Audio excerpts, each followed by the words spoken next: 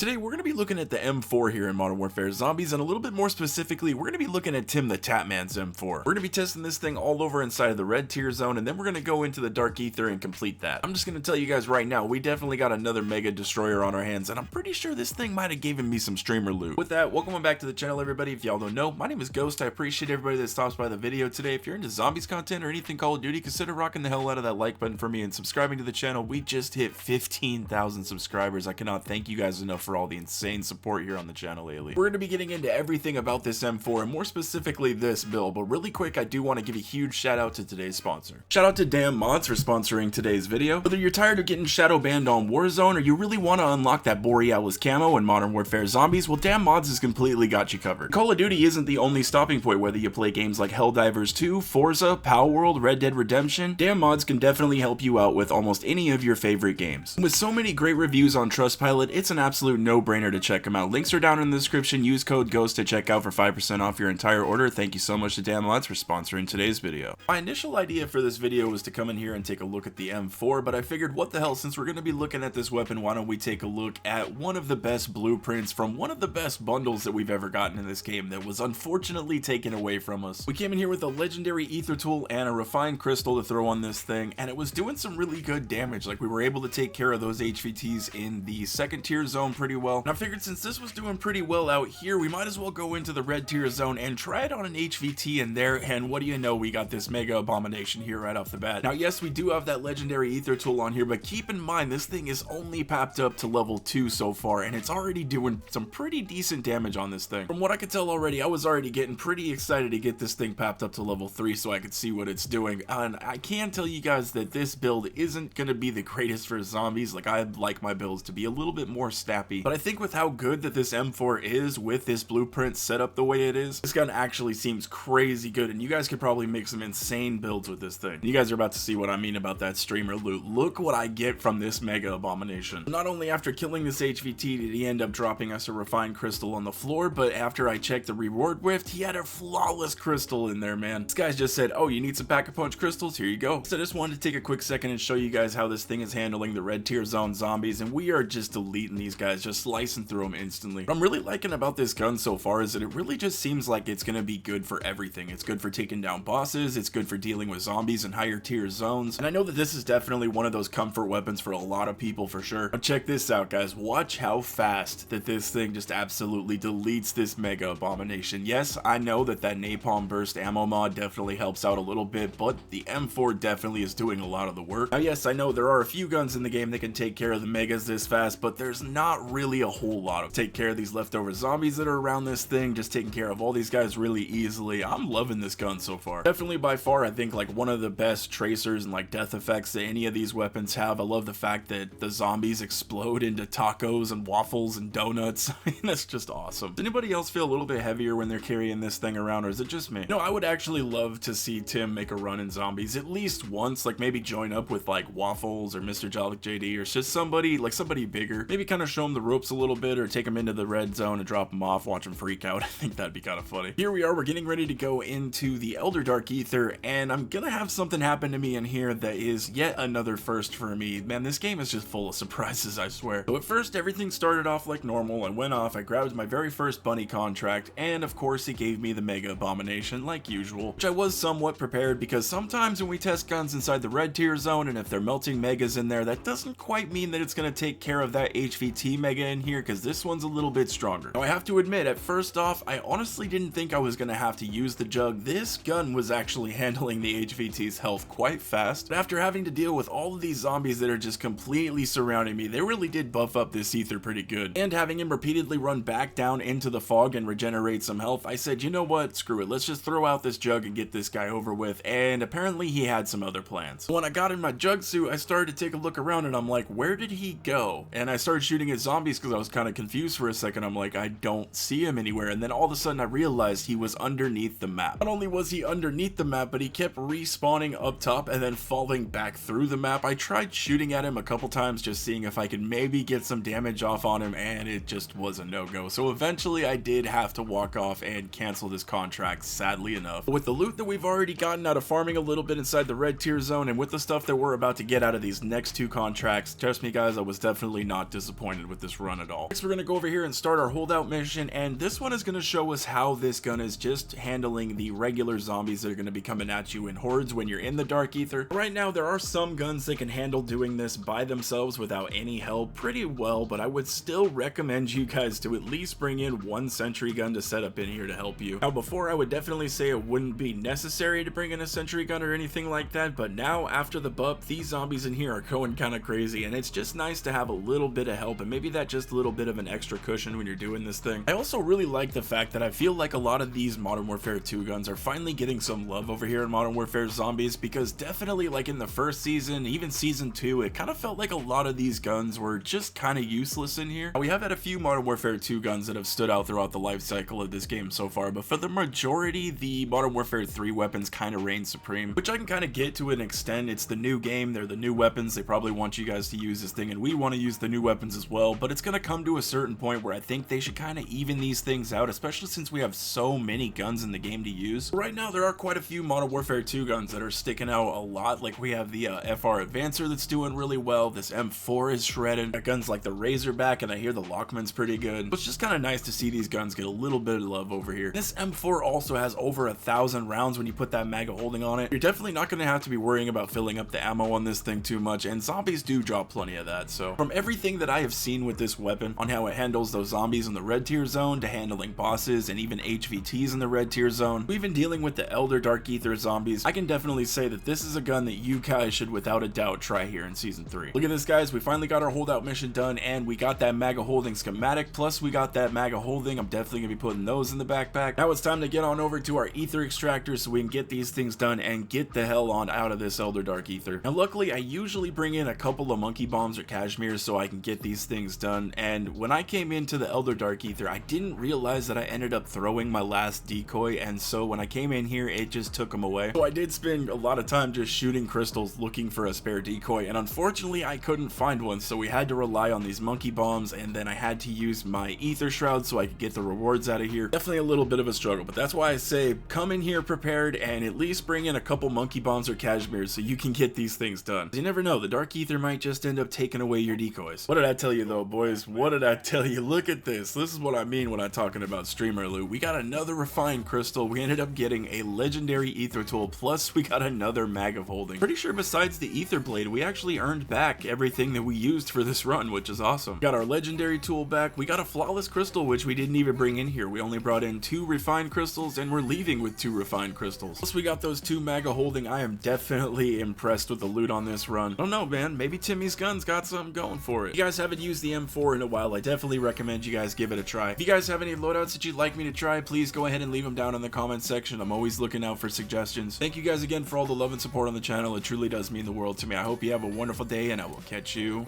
in the next one.